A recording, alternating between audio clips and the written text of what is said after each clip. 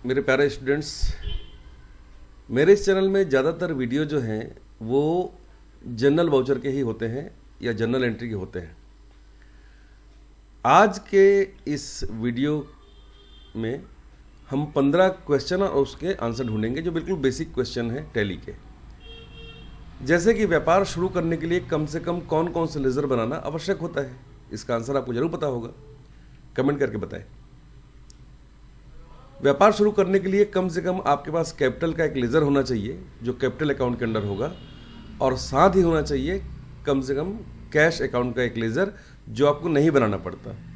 मतलब आपके पास सिर्फ कैपिटल अकाउंट का एक लेज़र होगा तो काम आपका चल जाएगा। अब इस क्वेश्चन में एक राज है कि मानिए कि आपने व्यापार शुरू करने के लिए कैश, माल और बिल्डिंग और लैंड, मशीनरी और कंप्यूटर भी लगाया है। तो इस क्वेश्चन में जितने भी मैंने अभी आपको लेज़र बताए हैं वो सारे ledger, computer, furniture, land, building, इन सब के लेज़र बनाने पड़ेंगे फिक्स्ड एसेट्स के अंदर, और माल का लेज़र बनाएंगे, गुड्स का लेज़र बनाएंगे परचेस अकाउंट के अंडर, जिसका नाम परचेस अकाउंट होगा। और ये सारे के सारे जो है आप F7 में एंट्री करेंगे और इन सभी को आपको क्या करना है, डेबिट करना है। ठीक है, तो व्यापार शुरू करने के लिए आपके पास कैपिटल अकाउंट का होना जरूरी है, कैपिटल अकाउंट का लेज़र होना जरूरी है।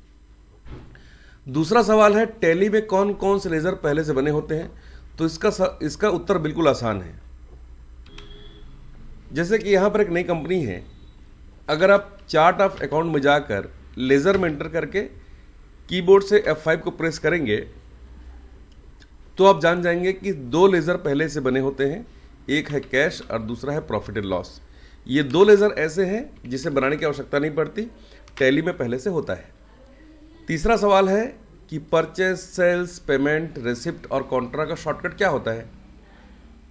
तो परचेस का जो शॉर्टकट है वो है F9, सेल्स का F8, पेमेंट का F5, रेसिप्ट का F6, कॉन्ट्रा का शॉर्टकट F4 होता है, जिसे कीबोर्ड के फंक्शन की जो F1 से लेकर F12 तक होते हैं वहां पर आपको ये प्रेस करना होता है। ठीक है, F1 से लेकर F12 तक के जो यहां पर फंक्शन के होते हैं, F9 purchase, F8 sales, F6 receipt, F5 payment और F4 कॉन्ट्रा का शॉर्टकट होता है। ठीक है, नेक्स्ट क्वेश्चन है परचेस रिटर्न और सेल्स रिटर्न को टैली में किस नाम से संबोधित करते हैं और उनके शॉर्टकट्स क्या होते हैं। तो परचेस रिटर्न का शॉर्टकट होता है, नाम होता है, परचेस रिटर्न का टैली में जो नाम है वो है डेबिट नोट, और सेल्स रिटर्न का जो नाम है टैली में वो है क्रेडिट नोट, और इसका शॉर्टकट होता है कीबोर्ड से Alt F5 और Alt F6। जैसे ही आप Alt F5 को प्रेस करोगे तो डेबिट नोट आता है, Alt F6 को प्रेस करोगे तो क्रेडिट नोट आता है। डेबिट नोट मतलब परचेस रिटर्न और क्रेडिट नोट मतलब सेल्स रिटर्न। इसको शुरू करने के लिए, इस वाउचर को स्क्रीन पर लाने के लिए आप कीबोर्ड से F10 को भी प्रेस कर सकते हो या राइट साइड से अदर वाउचर को क्लिक कर सकते हो। यहाँ से आपको डेबिट नोट वाले ऑप्शन को डबल क्लिक करना है या क्रेडिट नोट वाले ऑप्शन को डबल क्लिक करने से भी ये स्क्रीन पर इस तरीके से दिखाई देता है। नेक्स्ट क्वेश्चन है सभी लेज़र्स की लिस्ट को देखने का शॉर्टकट बताएं। ये मैं ऑलरेडी अभी बता चुका हूँ, फिर भी आपको बताता हूँ कि कीबोर्ड से सबसे पहले आपको प्रेस करना है H को प्रेस करने के बाद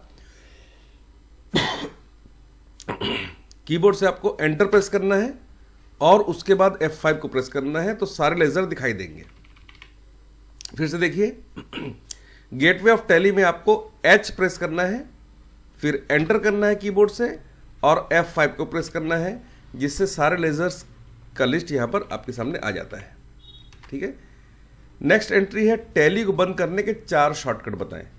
तो टैली को बंद करने का पहला जो शॉर्टकट है वो है Alt F4। Alt F4 करके जैसे आप एंटर करोगे टैली क्लोज हो जाएगा, बंद हो जाएगा। ऐसे ही कीबोर्ड से जो दूसरा शॉर्टकट है वो है Q और एंटर। कीबोर्ड से अगर आप Q को प्रेस करेंगे गेटवे ऑफ टैली में और एंटर करेंगे तो ये आपका जो टैली है वो क्लोज हो जाएगा। तीसरा शॉर्टकट है कि कीबोर्ड से अगर आप एस्केप का बटन प्रेस करते हैं, ठीक है, एस्केप का बटन बिल्कुल कोने में होता है उल्टे हाथ में, इसको आपको एक बार प्रेस करना है कीबोर्ड से और एंटर करना है, तो ये टैली क्लोज हो जाएगा। और टैली को फटाफट क्लोज करने के लिए आप कीबोर्ड से कंट्रोल और क्यू को प्रेस करें तो ये काम बहुत फास्ट हो जाएगा। कीबोर्ड से कंट्रोल और क्यू को प्रेस करते ही टैली देखिए क्लोज हो चुका है। इस तरीके से आप टैली को बंद कर सकते हैं। तो अभी मैंने बताया कि टैली को बंद करने के 4 शॉर्टकट्स कौन कौन से हैं, ठीक है। आइए आगे बढ़ते हैं। नेक्स्ट क्वेश्चन है, क्या टैली को 1 माह, 6 माह या 1 साल के लिए रेंटल पर लिया जा सकता है? तो इसका उत्तर है हाँ। टैली को 1 माह, 2 माह या 6 माह या 1 साल के लिए आप रेंटल पर ले सकते हैं। 1 माह, 2 माह, 3 माह, जितना भी चाहिए आप रेंटल पर ले सकते हैं। अगर आप टैली को एक बार में खरीदना चाहते हैं 1 साल के लिए, तो उसकी जो कीमत है थोड़ा ज़्यादा होता है। इसके लिए क्या करना है, आपको अपने ब्राउज़र को क्लिक करना है। ब्राउज़र को क्लिक करने के बाद आपको यहाँ पर लिखना है tallysolutions.com। इसके लिए सबसे पहले आपको इंटरनेट से कनेक्ट करना पड़ेगा अपने कंप्यूटर को।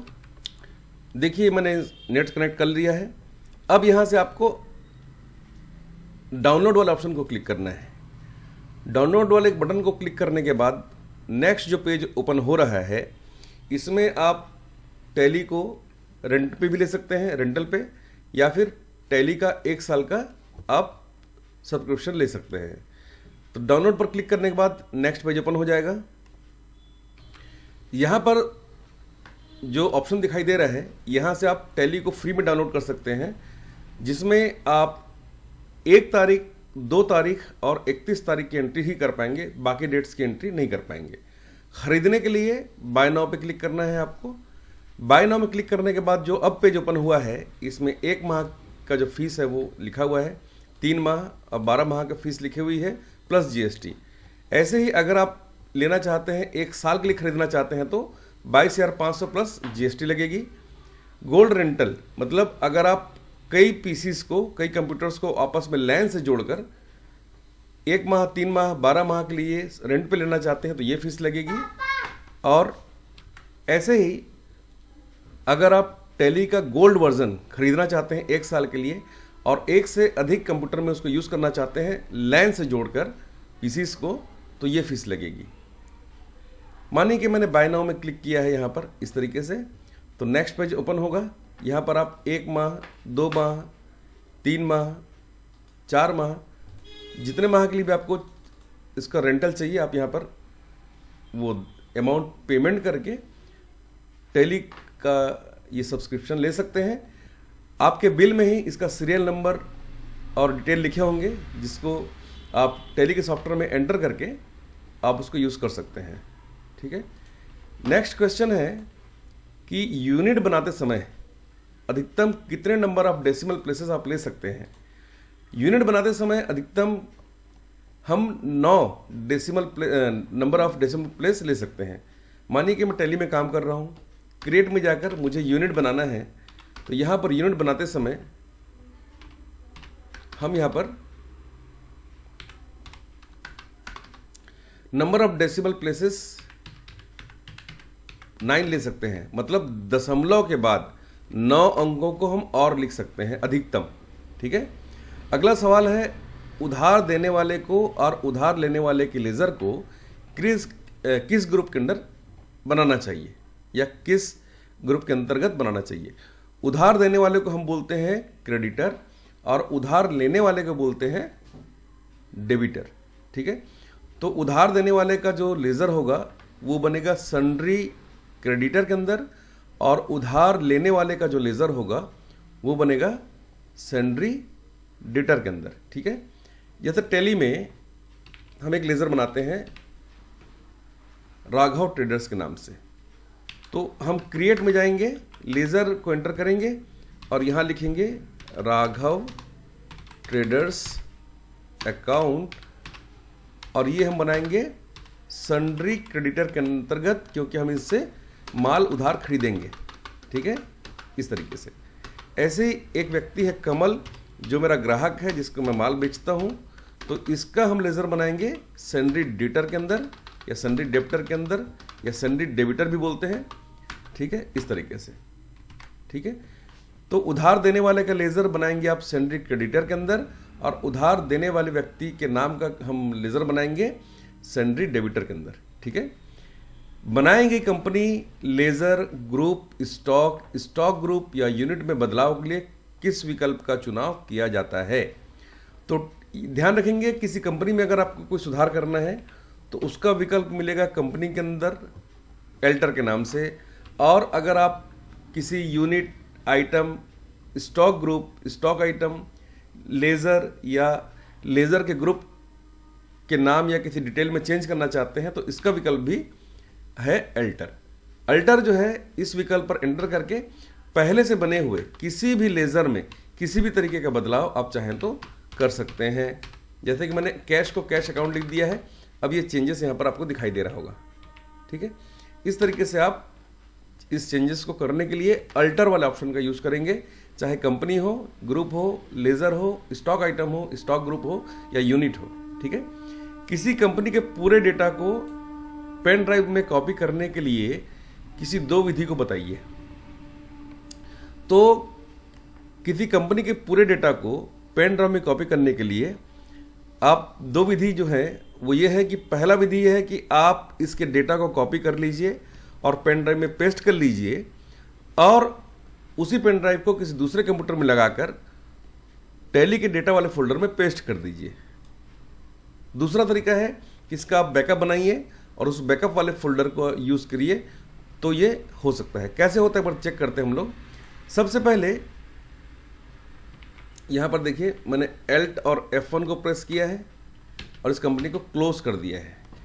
यहाँ पर दिखाई दे रहा है इस कंपनी के डेटा का लोकेशन, सी ड्राइव के अंदर यूज़र का फोल्डर, फिर उसके अंदर पब्लिक का फोल्डर, उसके अंदर tally.erp9 का फोल्डर, और उसके अंदर डेटा का फोल्डर होगा जहाँ पर डेटा होगा। मानिए कि मुझे अमित सोनी कंप्यूटर्स का फोल्डर कॉपी करना है जिसका नंबर है 100055। तो हम सबसे पहले कीबोर्ड से विंडोज़ और ई को एक साथ प्रेस करेंगे, विंडोज़ की और ई को। अब यहाँ से सी ड्राइव में जाएंगे, यूज़र्स में डबल क्लिक करेंगे, पब्लिक को डबल क्लिक करेंगे, tally.erp9 को डबल क्लिक करेंगे, डाटा को डबल क्लिक करेंगे, और 100055 नाम का जो लेज़र होगा, जो फोल्डर होगा 100055, इसी फोल्डर को हम यहाँ से कॉपी करके कहाँ रखेंगे, पेन ड्राइव में, और उस पेन ड्राइव से वापस से दूसरे कंप्यूटर के सेम लोकेशन में जहाँ पर डेटा का फोल्डर होगा उसको पेस्ट कर देंगे।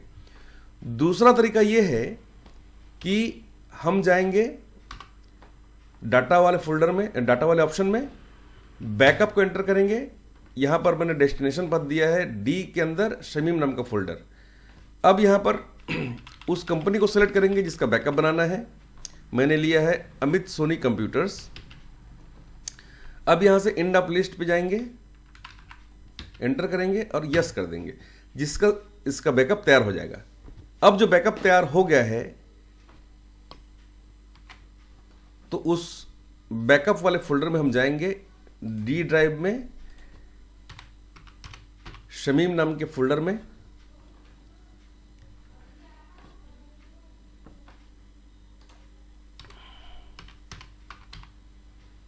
ठीक है।